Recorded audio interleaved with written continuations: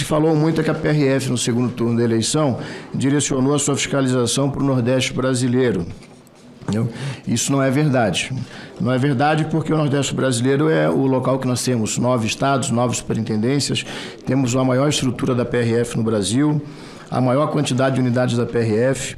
No estado do Nordeste também se encontra hoje lotado, há muito tempo, o maior efetivo da instituição.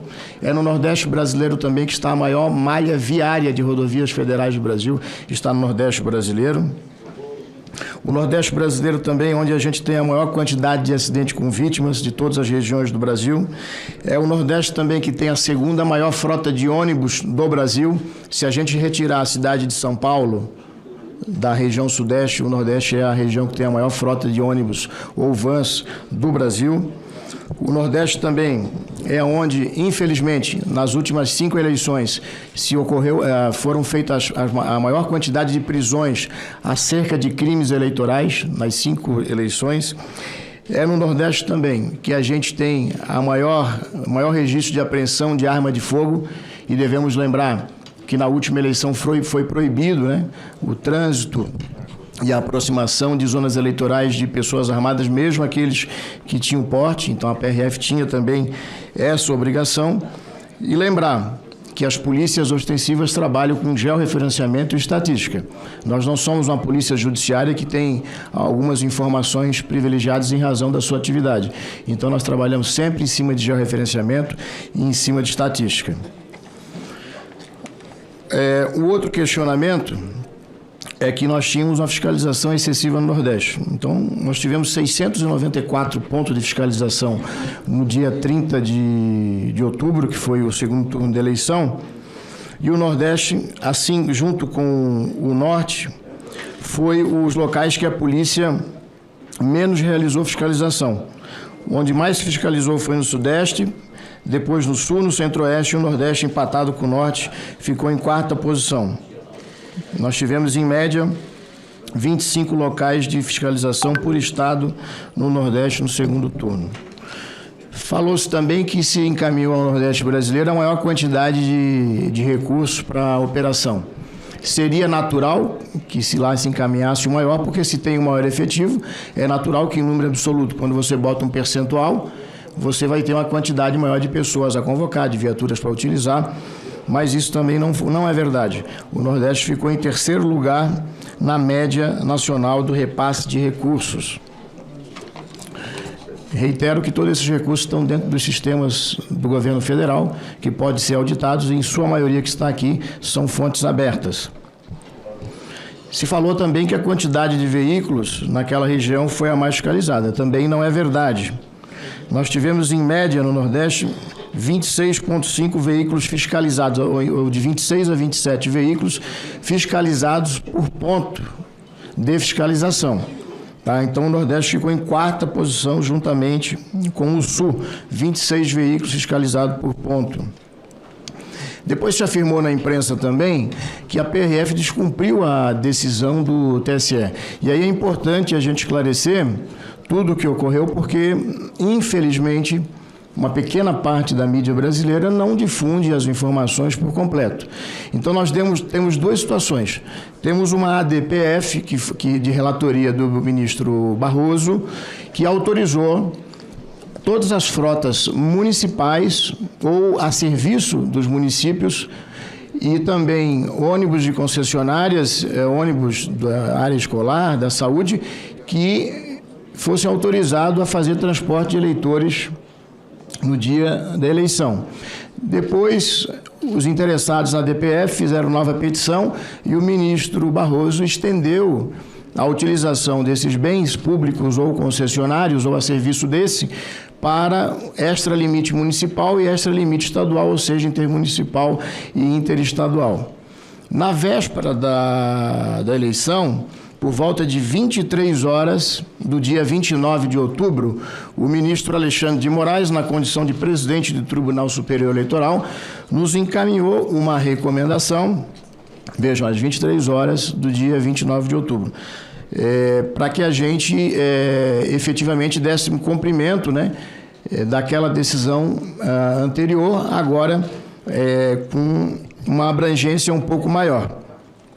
rapidamente, em apenas 2 horas, a gente já encaminhou isso, está aqui os documentos, todos encaminhados para todas as autoridades no Brasil, todas as superintendências em difusão, determinando o fiel cumprimento da decisão do ministro Alexandre de Moraes e ratificando a decisão da ADPF relatada pelo ministro Barroso. Então, nós fizemos imediatamente, não existe qualquer tipo de omissão por qualquer gestor da PRF em qualquer estado da federação. E mais, fomos à AGU, porque nenhum servidor do Poder Executivo pode cumprir qualquer decisão judicial sem um parecer da AGU. E a AGU disse, está aqui, cumpra, continue a operação e cumpra a decisão. Ou seja, a polícia deveria continuar o seu trabalho de fiscalização de trânsito, o seu trabalho proibindo que armas, que também eram a decisão do STF, chegasse próximo das zonas eleitorais, fiscalizando também os crimes eleitorais. E foi isso que a instituição fez naquele domingo. Então, não existe até o presente qualquer registro, uma investigação da Polícia Rodoviária Federal, inclusive também sendo investigado pelo MPF e pela Polícia Federal, o registro de qualquer cidadão brasileiro, apenas um, que deixou de votar no dia 30 pelo um trabalho de fiscalização da Polícia Rodoviária Federal. Não existe nos registros que são auditáveis da Polícia Rodoviária Federal. E vale citar aqui que nenhum policial rodoviário federal pode fazer uma abordagem sem registrar. Vocês podem observar quando passarem por uma viatura, por um policial, algum deles estará com o celular na mão. Ele está registrando aquela abordagem. Então, tudo está devidamente registrado. Nenhum ônibus foi recolhido. Há de se destacar também, e o ministro Barroso destaca isso na sua decisão, que os ônibus eram para eleitores. Não poderia haver qualquer tipo de diferenciação do candidato A ou do candidato B. O parecer da AGU também vai nesse encaminhamento. Então, os nossos policiais estavam lá para garantir a segurança. E mais, neste dia, não foi registrado no Brasil nenhum acidente com vítimas graves, com ônibus ou vans, em razão desse trabalho que a gente fez e conseguiu garantir o deslocamento dos cidadãos aos pontos de votação. E mais, o segundo turno da eleição, pela primeira vez na história, foi o turno que a gente teve o menor número de abstenção. Aos tribunais regionais eleitorais, que trabalhamos em conjunto, no transporte e na segurança das urnas, a Justiça Eleitoral e o Ministério Público Eleitoral, em centenas de casos no Brasil, que fizemos a segurança de juízes e promotores eleitorais ameaçados. Não existe nos TRE do Brasil nenhuma investigação que fica demonstrado que a Polícia Rodoviária Federal descumpriu qualquer procedimento em relacionado às decisões e qualquer outra norma dos colegiados dos tribunais, do Tribunal Regional Eleitoral, TSE e dos TREs. Inclusive, a Polícia Rodoviária Federal foi homenageada por mais de 10 tribunais regionais eleitorais após as eleições. E aí a gente encontra várias matérias comprovando tudo que eu estou falando aqui. Inclusive, na semana passada, o MPF, lá no Pernambuco, arquivou mais um procedimento, porque não foi encontrado nada que desabonasse a conduta dos nossos policiais.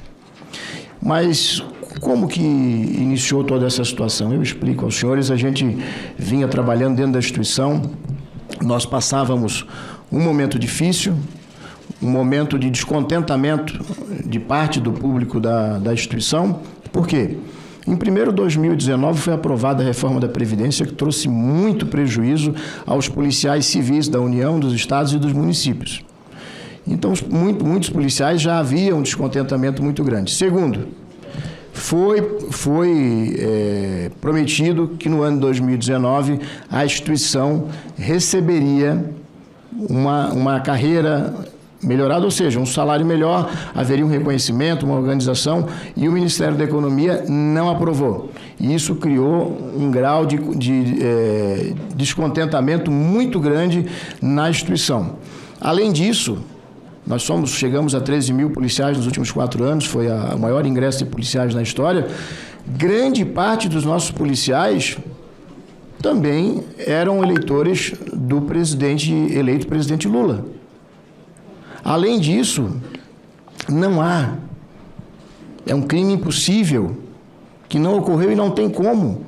Como que nós falaríamos com 13 mil policiais no Brasil, explicando qual era a forma criminosa de operar, sem ter uma conversa por WhatsApp, Telegram, sem ter uma reunião com esses policiais em qualquer delegacia do Brasil, sem ter um e-mail enviado? Será se nenhum desses policiais, que é um número grande de policiais na Polícia Rodoviária Federal, que são de ideologia progressista, de esquerda, será se esse grande efetivo, que vão ter que trabalhar mais 7, 8 anos em razão da reforma da Previdência, nenhum participou, ouviu no corredor alguma coisa? Não tem como fazer uma situação dessa, envolver 13 mil policiais lá em Chapuri, no Acre, em Tartarugazinho, lá no Amapá, lá em Uruguaiana, no Rio Grande do Sul, sem ter uma simples conversa de corredor. Eu tenho certeza. Nossos policiais são honestos. Hoje, para passar no concurso da PRF, é mais de 1.000 candidatos por vaga. E na PRF, ou em qualquer órgão federal, vocês podem ter certeza que ninguém consegue fazer uma trama dessa sem ser juntado provas, sem ter... Então, isso não existe. Isso não existiu. Mas é fantasiosa. Mas como que isso ocorreu? Está aqui. Nós temos aqui, o primeiro colega já foi à imprensa assumir em público que na manhã do dia 30 entrou em grupos de parlamentares dos partidos que apoiavam o presidente Lula, o candidato à época, agora presidente Lula, entrou em grupos de policiais de um grupo que se denomina antifascistas, entrou em grupos... 4 minutos. Falta 4. Da sua universidade, enfim, e começou a espalhar essas informações, e isso foi disseminado rapidamente, com 3 matérias que se destacaram, e a gente foi investigar. Um era o prefeito lá na Paraíba, Caeté, né? Caeté. Desculpa, eu não lembro, está aqui o nome da cidade. Cuiuté. Mentiu descaradamente e já foi processado. Até o nome ele mentiu. Inclusive, fez campanha política, que é crime, num local que os policiais ficaram por 39 minutos, e um dos veículos que estavam lá era do juiz da comarca, que foi lá conversar com eles. Mentiu descaradamente esse cidadão. O outro, uma senhora que estava dentro de um ônibus lá em Benevides, está o registro aqui, não tem como burlar. O ônibus ficou parado por 14 minutos no local, com o tacógrafo estragado, e a polícia ainda fez a escolta do ônibus até a área de votação, ninguém deixou de votar. Então, um dia, uma briga muito grande dos dois lados. E aí eu, na condição, se fosse um parlamentar de esquerda, recebo uma informação de um policial rodoviário federal, porque aí foi para os grupos, né? Eu também acreditaria. E a imprensa pegou e propagou. E quem é que conseguia naquele dia? A gente falava, e a imprensa não queria saber. O momento estava muito quente, era um problema político, não era um problema de segurança pública. O que fizeram com a instituição, esses policiais, que é um grupo muito pequeno, são covardes. Covardes, quebraram o juramento que fizeram, defender as pessoas, defender os bens, defender a vida, defender o Brasil, a instituição. Se teve alguém que atuou nessa eleição para que tudo ocorresse bem, foi a Polícia Rodoviária Federal. Tudo que eu estou falando para vocês aqui eu tenho prova. Eu não vou colocar uma palavra a mais. Tudo aqui a gente tem prova para demonstrar para vocês. Por isso que eu digo que hoje é um dia especial. Há muito tempo estava com vontade de falar, mas vai falar como? A gente respondia os e-mails para a imprensa, não se publicava nada. Pelo contrário, queria humilhar as pessoas, chamar uma instituição dessa aqui honrada. E vou falar mais. Falta quantos minutos? Em 184 pontos que a PRF fiscalizou lá no Nordeste, adivinhe, o menor índice de abstenção da história do Nordeste foi onde a PRF estava. Que coincidência. Enquanto que o Nordeste teve no segundo turno um nível de abstenção de menos 0,26, menos 0,32, Nos 1.610 municípios, onde a PRF fiscalizou, o índice de abstenção foi menor, 0,13. São dados do TSE. Mas a PRF trabalhou para prejudicar Presidente, 1 minuto eu consigo terminar. A PRF atuou em locais específicos para prejudicar o candidato atual presidente Luiz Inácio Lula da Silva. A PRF operou em 618 pontos no Brasil. Em 310, segundo dados agora de abril do TSE, venceu o presidente Lula. Em 318, venceu o presidente Bolsonaro. Então, a PRF atuou mais nos locais onde o presidente Bolsonaro venceu 318 do que nos locais que o presidente Lula ganhou com 310. A PRF trabalhou para prender ônibus, principalmente no Nordeste. Não, isso não é verdade. De todos os veículos fiscalizados no Nordeste, apenas 3% foram os ônibus. Dos 1.754 municípios do Nordeste, a PRF recolheu no dia 5 ônibus. Um motorista sem carteira, tem como deixar embora uma situação dessa? Um ônibus sem para-choque, imagine um ônibus escolhido na traseira de um caminhão sem o para-choque. O que ia acontecer? Um com o vidro quebrado e um ônibus que estava sem retrovisor. Não há a mínima condição de um policial liberar um veículo desse para... Inclusive, um deles estava vazio, nem estava levando eleitor. Era da empresa que limpava a rodovia lá. Não tinha condição. E o que fez os policiais? Deram as condições para o transbordo e todas as pessoas foram votar. Já falei que, infelizmente, nas 4 eleições, mais de 50% de crimes eleitorais são no Nordeste, mais de 10 milhões no Brasil recolhido, acho que é um dado importante saber de quem era esse dinheiro, mais de 10 milhões a PRF apreendeu. Depois, o finalzinho aqui já, presidente. A PRF foi omissa no dia 31/10 e seguinte, antes do ministro Alexandre de Moraes, na segunda-feira, tomar a decisão, que foi extremamente importante para a PRF, porque fez os outros órgãos federais, estaduais, municipais se mexerem. Porque nas prefeituras... 30 segundos, presidente, se eu permitir. É muito importante essa informação. Então fale de 30 segundos. Os prefeitos guardaram as máquinas e os caminhões, o pessoal tocava fogo na rodovia, para não ajudar a gente. Nos estados, todo mundo tirou o time. E o ministro Alexandre de Moraes foi muito importante nas suas decisões, porque ele vinha, nos trazia, nós tínhamos contato direto, inclusive no domingo, eu pedi audiência para ir lá falar com ele, para explicar o que estava acontecendo. Mentira o que a imprensa falou aí. Eu que fui lá. E o ministro foi solidário com a instituição. Façam o que é correto. E às 17 horas ele deu a entrevista e explicou o que tinha acontecido. Então, antes da decisão dele de segunda, já é dia 1º de novembro, nós já tínhamos aplicado 900 multas no pessoal que estava trancando a rodovia. Mais de 20 milhões, um total de 10 mil multas aplicadas. Todas as lideranças foram identificadas antes da decisão, com 24 horas. De 50 pessoas, 5 pessoas foram presas. 150 locais foram interditados, desinterditados em 24 horas, num total de 1.300. A greve de 2018, quando o presidente Temer fez uma GLO, foram 270 pontos. Nós chegamos a 1.300. E isso não existe na história mundial. Isso aqui é científico, está aqui, ó, um registro com 1.300 pontos. Nessas 24 horas solicitamos interdito probitório para a AGU tomar as providências da Justiça Federal. E convocamos, fechamos a Superintendência, a Academia Nacional, as nossas delegacias e colocamos todos os policiais nas estradas e conseguimos vencer aquela grande luta, muitas vezes sozinhos. Muitas vezes sozinhos.